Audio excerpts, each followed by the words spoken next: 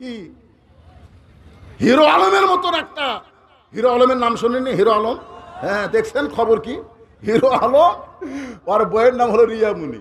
ওর বাপ অসুস্থ হলে রিয়ামণি হাসপাতালের বাপরে দেখতে চায়নি। এই দেখতে না যাওয়ার কারণে ওর বাপ মরে যাওয়ার পরে হিরো আলম সাংবাদিক সম্মেলন করে বলতেছে, যেই বউ আমার অসুস্থ বাবাকে দেখতে যায় না, এরকম বউ আর আমি আমার সংসার রাখবো না। কারণ বউ ছাড়া দিলে বউ পাওয়া যাবে, বউ মারা গেলে বউ পাওয়া যাবে, কিন্তু বাপ মা মারা গেলে কোনোদিন বাপ মা পাওয়া যাবে না। হিরো আলমের মতন একটা মানুষ সঙ্গে সঙ্গে বউরে তালাক দিয়েছে শুধুমাত্র তার বাপের জন্য। জোরে কারণ কথা ঠিক কিনা? হ্যাঁ, আপনারা কি, বউ যদি কান বুদ্ধি দেয় খবরদার। বউ যদি কোনোদিন বলে যে তোমার বাপ ভালো না, তোমার মা ভালো না, সঙ্গে সঙ্গে বইয়ের হাত টানে বাপ মায়ের কাছে নিয়ে যাবেন, চ আর বাপ মায়ের সামনে ক দেখবেন ওই কিন্তু আর কবি নয়। কারণ আপনাকে মিথ্যা বলে বলে আপনার বাপ মায়ের কাছ থেকে আপনাকে সরাবার চায়। এরকম দজ্জাল মার্কা বউ আছে না নাই? ওমর ফারুক বললেন, মা আমাকে তোমার বৌমা বানায় আমার বাড়িতেই তোমাকে অধিকার দিবার চাই। মেয়েটা পর্দার ভিতর থেকে বলতেছে, আমির আল মুমিনিন, আপনার আব্দুল্লাহর চাইতে কি আর কোনো ভালো ছেলে নাই? ওমর ফারুক চমকে উঠছে যে, মা আমার আব্দুল্লাহর চাইতে ভালো ছেলে না? মেয়েটা বলতেছে, আপনি বলেন আমার একটা ভালো ছেলে বিয়ে করার অধিকার আছে, তা আপনার আব্দুল্লাহ আপনার ছেলেই কি সব চাইতে ভালো? তার চাইতে কোনো ভালো ছেলে নাই? ওমর ফারুক বললেন, মা আমার দুই চোখে আমার আব্দুল্লাহর চাইতে ভালো কোনো ছেলে আমার চোখত পড়ে না। মেয়েটা বলতেছে, তাহলে শোনেন তো আমি একটা ছেলের নাম বলি, সেই ছেলেটা কেমন? ওমর ফারুক মাথায় হাত দিয়ে চিন্তা করে, কে রে? 6 বছর বয়সে ঈমান গ্রহণ করে জেলত গেল, আর 12 বছর জেলখানায় বন্দি ছিল, আর সেই মেয়েটা ভালো ছেলের খবর কবি। ঠিক আছে না, বলো তো তোমার কাছে ভালো ছেলেকে? মেয়েটা বলতেছে, ছেলেটার নাম হলো হোসাইন, ছেলেটার মায়ের নাম হলো ফাতেমা, বাবার নাম হলো হযরত আলী, নানার নাম হলো মুহাম্মদুর রাসূলুল্লাহ।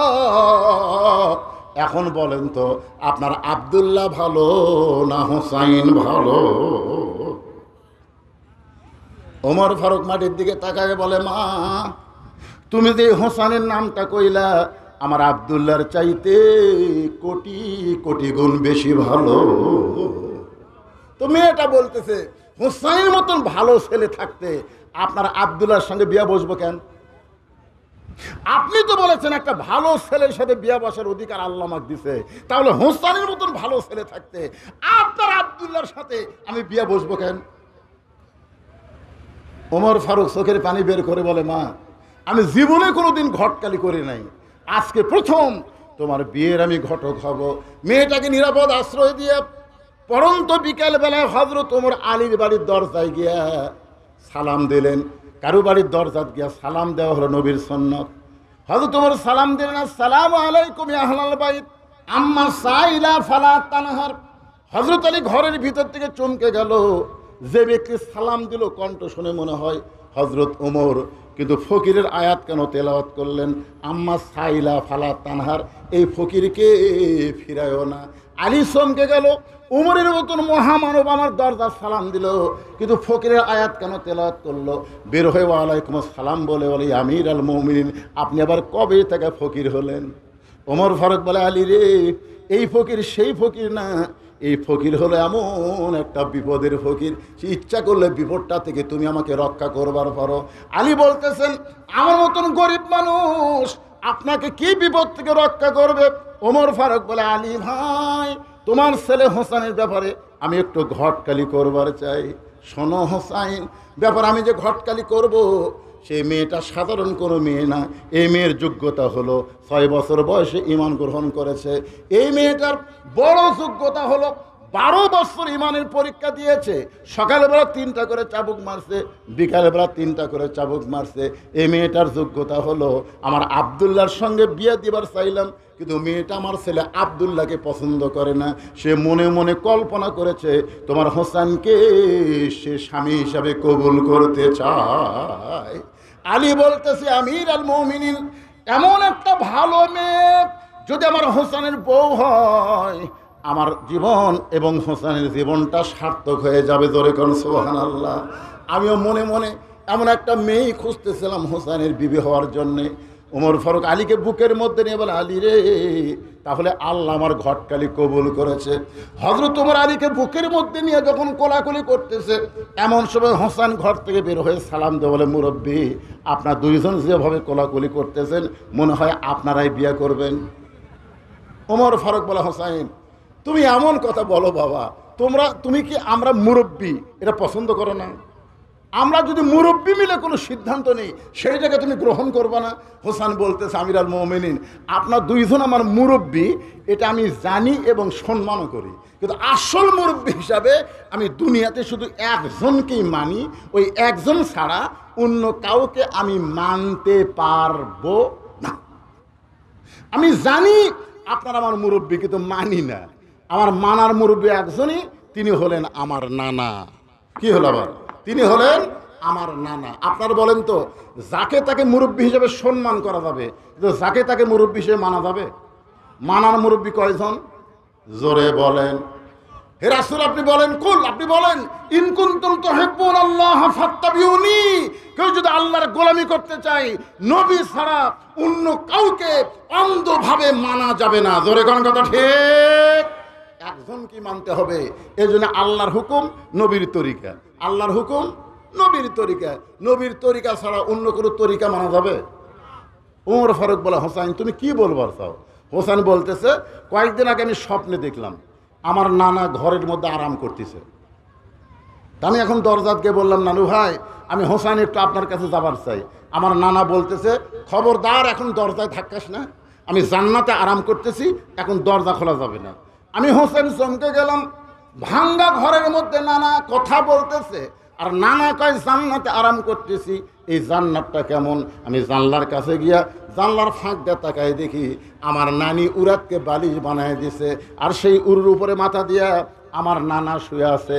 আমি রাগ করে বললাম, নানু ভাই, নানির উরাতকে বালিশ বানিয়ে শুয়ে থাকলে কি জান্নাতে থাকা যায়? আমার নানা বলে, হোসেন রে, তুই ছোট্ট মানুষ, তুই বুঝবি না। তোর নানির মতন বউ যদি কেউ ঘরে পায়, ওই ঘরটা আল্লাহর জান্নাত হয়ে যায়। লিল্লাহে তাকবীর। আপনারা কি খেয়াল করছেন নবী কি বলতেছে? তোর নানির মতন বউ যদি কেউ ঘরে পায়, সেই ঘরটা আল্লাহর জান্নাত হয়ে যায়। হোসেন বলতেছে, বিয়া যদি করা লাগে, আমার নানা যেমন বিয়ে করে ভাঙ্গা ঘর জান্নাত হয়েছে, আমিও তেমন একটা বিয়ে করতে চাই। কারণ ভাবিয়া করিও কাজ, করিয়া ভাবিও না। বিয়ে করার আগে ভাবা লাগবে, যাকে তাকে বিয়ে করা যাবে না। যাকে তাকে বিয়ে করলে বিয়ার পরে গোটা সংসারের মতো অশান্তি সৃষ্টি করবে। জোরে করে কথা কন না গায়। আমি যে ছেলেরা বিয়ে করেনি তাদেরকে বলতেছি, বাবা, ভাবিয়া করিও কাজ, করিয়া ভাবা লাভ নেই। খালি সোপা খোপা দেখে বিয়ে করলে কাম হবি না। আগে দেখা লাগবে একটা ধাপের হাট, আপনার ধাপের হাট নাম শুনছেন? ওই ধাপের হাটে গরু, দুধের গরু কিনবার যায়, এক মুরব্বী খালি নিচের দিকে তাকায়, খালি নিচের দিকে তাকায়। গরুওয়ালা বলতে, চাচা কি দেখেন? দেখতেছি দুধ কেমন হবে। কয়, আর মায়েরই দশের হয়। তখন বলতেছে, মায়ের যদি দশের হয় তাহলে ছাও খারাপ হবে না? দেও। দেখছেন, একটা গরু কিনবার যায় মায়ের খবর শুনলে মন খুশি হয়। তাহলে আপনি যে মেয়েকে বিয়ে করবেন, আর মাও কিরকম, ওর নানি কিরকম, একটু খোঁজ নেওয়ার দরকার আছে না নাই? কথা কেন আছে না নাই? পপির মতন সুন্দরী পরিমণি বউ হবে, কিন্তু শান্তি থাকবে না। ধরে কোন কথা ঠিক কিনা? হোসেন বাবার হাত ধরে বলতেছে, বাবা, আপনি সত্য করে বলেন তা, আমার মা আপনার কেমন বউ ছিল? আমার মা আপনার কেমন বউ ছিল বাবা? আপনি একটু বলেন তো। আপনি যেমন আমার মাকে বিয়ে করে আপনার ভাঙ্গা ঘরকে আপনি চাঙ্গা করেছেন, আমার নানা যেমন নানিকে বিয়ে করে ভাঙ্গা ঘর জান্নাত বানাইছে, আমিও তেমন একটা মেয়েকে বিয়ে করতে চাই। বিয়ে করার পরে আমার ভাঙ্গা ঘরটা আল্লাহ যেন জান্নাত বানায়া দেয়। ওমর ফারুক বলতেছে, হোসাইন, আমি যে মেয়ের ঘটকালি করতেছি এই মেয়েটা খুব ভালো হবে। হোসেন বলতেছে, আপনার কথা মতো তো বিয়ে করব না। উমর ফারুক বলে, বাবা, তাহলে তুমি কেমন ভাবে বিয়ে করবা?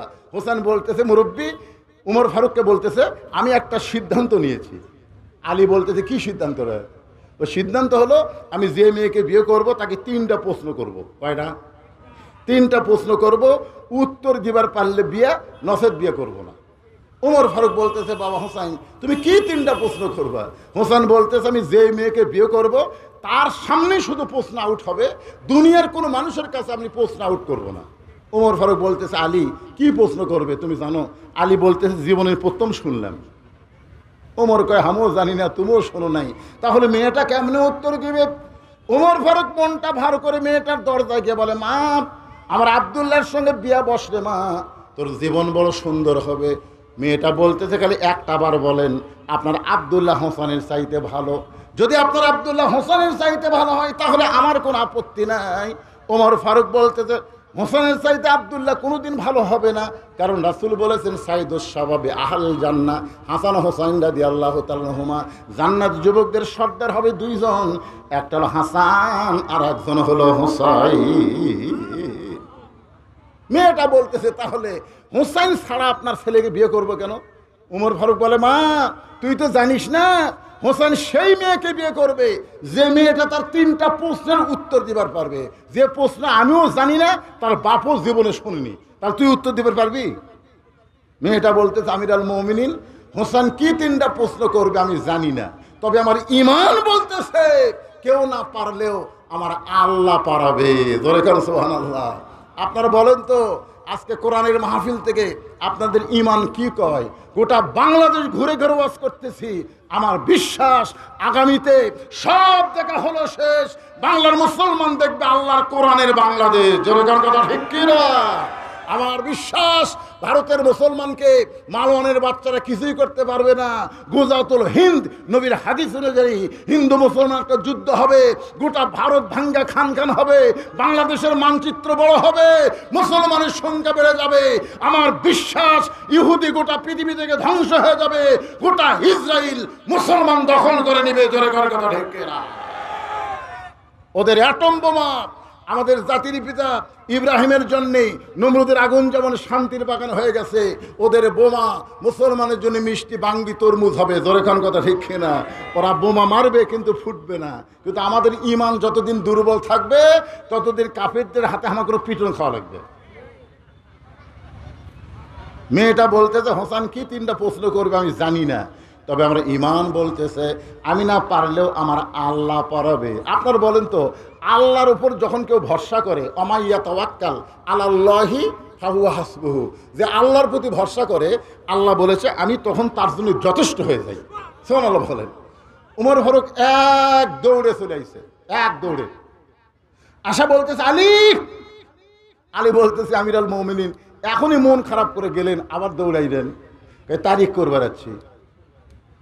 হোসেন বলে, কিসের তারিখ? ওমর ফারুক বলতেছে, তুমি যে 3টা প্রশ্ন করবা তার উত্তর দিবার পারবে কি পারবে না তারই তারিখ।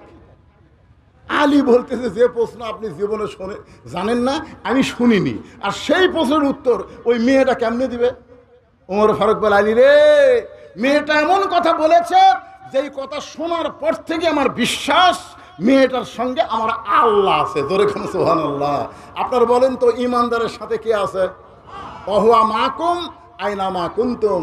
আল্লাহ বলে, ইমানদার আছে যেখানে, আমি আল্লাহ আছি সেখানে। জোরে খান সুবহানাল্লাহ।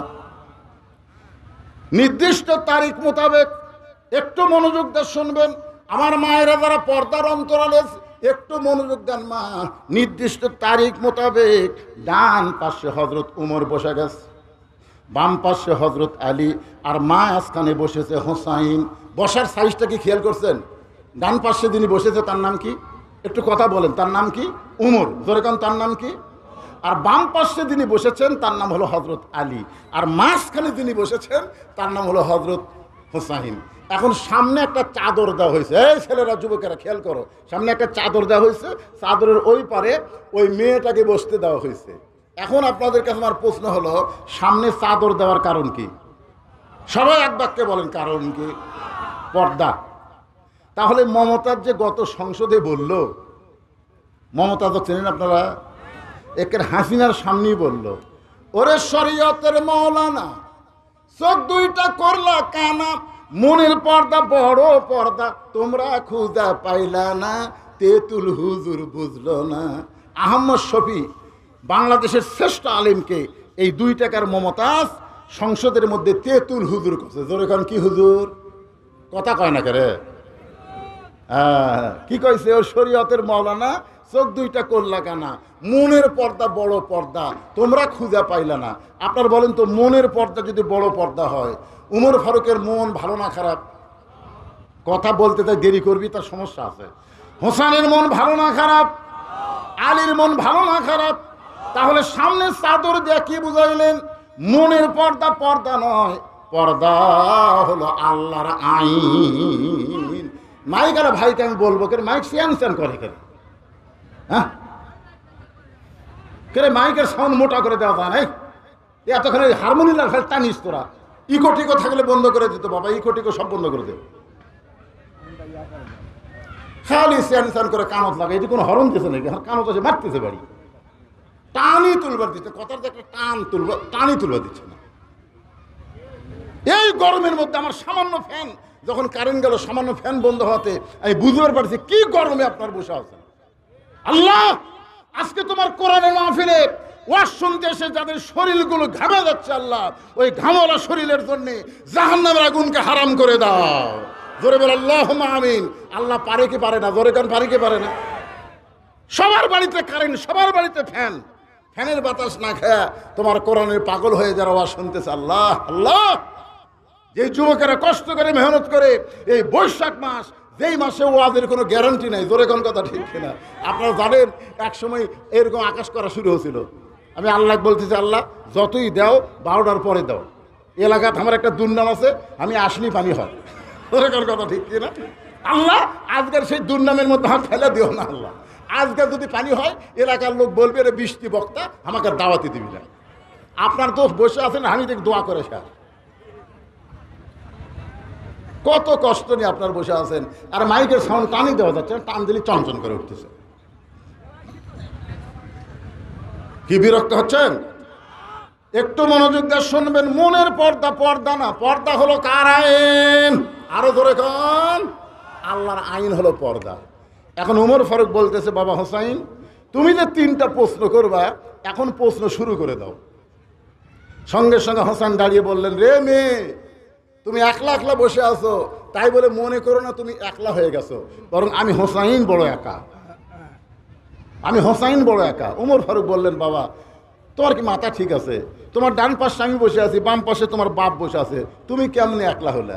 হোসেন বলতেছে, রে মেয়ে, তুমি একা একা বসে আছো, তাই বলে মনে করো না তুমি একলা হয়ে গেছো। আমার 2 জন মহামানব দেহ নিয়ে আমার 2 ধারে বসে আছে, কিন্তু মনে মনে কিন্তু তোমারই পক্ষ নিয়েছে। জোরে কার কথা ঠিক কিনা?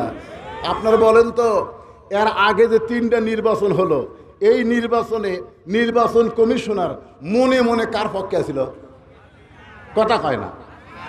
দেহ নিয়ে বসে আছে নির্বাচন কমিশনের চেয়ারে, জনগণকে বুঝাইছে আমি নিরপেক্ষ, আমি কারো পক্ষে না, কিন্তু মনে মনে হাসিনার পক্ষে নেওয়ার কারণে দেখবেন এক এক সময় এক একটা ভোটের ডিক্লার দিছে। জোরে কার কথা ঠিক কিনা?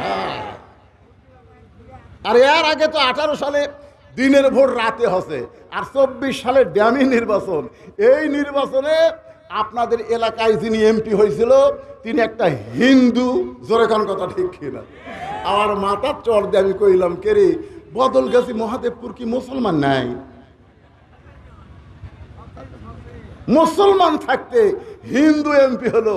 এই হিন্দু এমপি হওয়ার সাথে সাথেই আমার কাছে মোবাইল গেল, আমি যতদিন এমপি থাকবো আপনি যেন এই 2 থানাটা ঢোকেন না। সেলিম তো আমাকে 4 বছর আটকে ছিল, কিন্তু তো আরো রে বাবা, আমার ওয়াজ আছে, অমাইয়াবতাগি গয়রাল ইসলাম দীনান ফালা ইউকবালা মিনহু। আল্লাহ কোরআনে বলেছেন, ইসলাম ছাড়া অন্য কোনো ধর্ম কেউ যদি গ্রহণ করে, আল্লাহ বলেছেন কখনোই তা কবুল করা হবে না। আল্লাহর কাছে একমাত্র কবুলযোগ্য ধর্মের নাম কি? সবাই জোরে বলেন, নাম কি? ধর্মের মালিককে আল্লাহ যদি বলে ইসলাম আমার পছন্দ, তো তোরা হিন্দু বৌদ্ধ খ্রিস্টান হয়ে খাওয়া আসা। এই ওয়াজ করছি, ওই গরম হয়ে গেছে। তুই গরম হলে বাংলাদেশ তার ছোট না, 2 থানা বন্ধ হলে কত থানা পড়ে আছে। জোরে কর কথা ঠিক কিনা? আসেন একটু মহব্বত দিয়ে কথাগুলো শুনবেন। মান তাসাব্বা বিকওমিন ফাহুয়া মিনহুম। ভোট হচ্ছে একটা আমানত। আমার আল্লাহ বলেছেন, ইন্নাল্লাহা ইয়ামুরুকুম আন তুআদ্দুল আমানাতি ইলা আহলিহা ওয়া ইযা হাকামতুম বাইনান নাস আন তাহকুমু বিল আদল। যাকে তাকে ভোট দেওয়া যাবে না, এমন মানুষকে ভোট দেবেন যে ভোট পাওয়ার পরে নেতা হবে।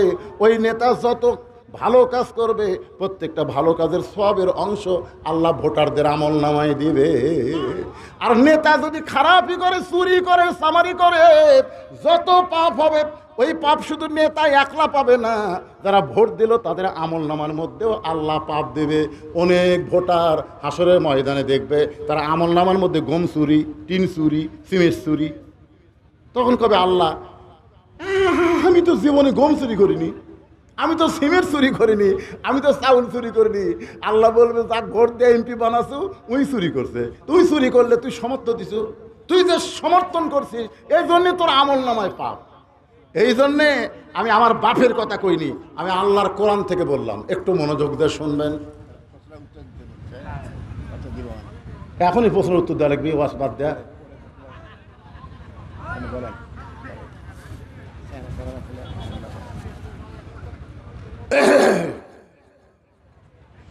ওমর ফারুক বলে, বাবা হোসেন এবার তুমি প্রশ্ন শুরু করে দাও, খুব গুরুত্বপূর্ণ। হোসেন দাঁড়িয়ে বলতেছে, রে মেয়ে, আমার 1 নম্বর প্রশ্ন হলো, আমার মাকে তুমি জানো? যেই প্রশ্ন করছে আমার মাকে তুমি জানো, হয়তো আলী চমকে উঠছে। কে চমকে উঠছে? হজরত আলী চমকে উঠছে। আলী চমকে ওঠার কারণ কি জানেন? কেন আমি ছেলের সাথে আছি, আর ছেলে আমার কথা না কয়া আর মায়ের কথা কয় কেন? বাবা আনন্দে মাতিয়া সাগরে ভাসাইয়া সেই যে চইলা যায় খবর লয় না, মাজন ধরিয়া উদরে কতই কষ্ট করে, 10 মাস পরে পায় প্রসবের বেদনা, এমন দরদি ভবে কেউ হবে না আমার মা গো। আপনি কেমন ছেলে, ভালো ছেলে না খারাপ ছেলে, এটা প্রমাণ হবে বাপের দ্বারা না মায়ের দ্বারা। ধরে কোন কথা ঠিক কিনা? এই দেখেন যে ছেলেরা ওই যে পাঁচির উপর ঘুরতেছে, দৌড়াদৌড়ি করতেছে, 2-1টা ছেলে আমাকে আবার টার্গেট লাইট মারছে, আপনারা খেয়াল করেনি? ওই থেকে টার্গেট লাইট মারছে। আচ্ছা, ওই যে আমাকে টার্গেট লাইট মারলো, ওরা দৌড়াদৌড়ি করতেছে, এগুলো কি ছেলের দোষ? দোষ হলো ওর মায়ের। হ্যাঁ, আর মা এক পেটত দিয়ে গোটা পাড়া ঘুরিছে, ওই পেটের মধ্যেই ঘুরুনি ব্যারাম পাচ্ছে। ওই বাইরে এসে কোরআনের মাহফিলে বসতে পারবে না, ওই রাস্তা দেখলে ঘুর ঘুর করে ঘুরবি। জোরে কোন কথা ঠিক কিনা? হ্যাঁ, কারণ একজন খ্রিস্টান নেপোলিয়ন বলেছে, ভালো একটা সন্তান যদি চাও, ভালো একটা মায়ের দরকার। মা যদি ভালো হয়, সন্তান আল্লাহর ওলি হয়। জোরে কোন ঠিক কিনা? হ্যাঁ, এই কারণে হোসেন বলেছে, রে মেয়ে, আমার মাকে তুমি জানো?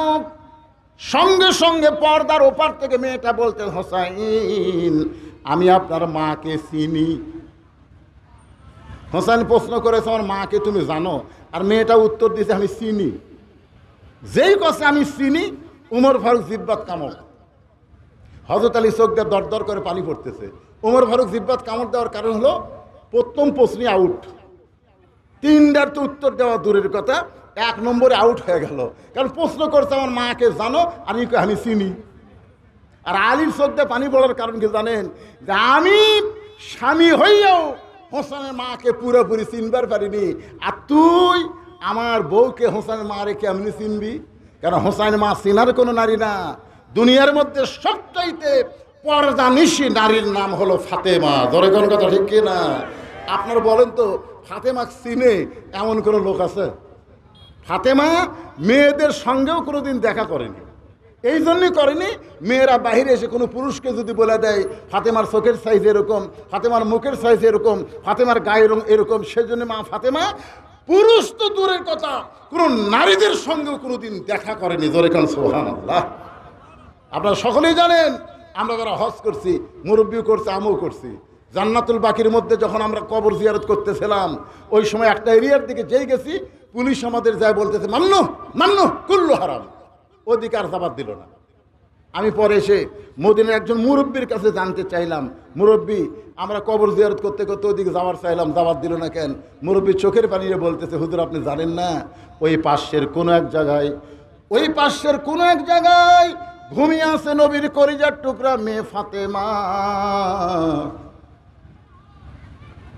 গভীর রাত্রে হযরত আলী ফাতেমাকে দাফন করার পরে আল্লাহর কাছে বলতেছে, আল্লাহ, তোমার পর্দানিশী আমার বিবি গভীর রাত্রে মৃত্যুবরণ করলো, গভীর রাত্রে তাকে দাফন করে তোমার কাছে কান্দি, আল্লাহ ফাতেমারে তুমি কবুল করে নাও। এ দোয়া করার পরে তাকায় দেখে সামনে কয়েকটা কবর আছে, পুরাতন কবর, এইমাত্র নতুন কবর ফাতেমার নাই। আলী চিন্তায় পড়ে গেল, এখনই ফাতেমার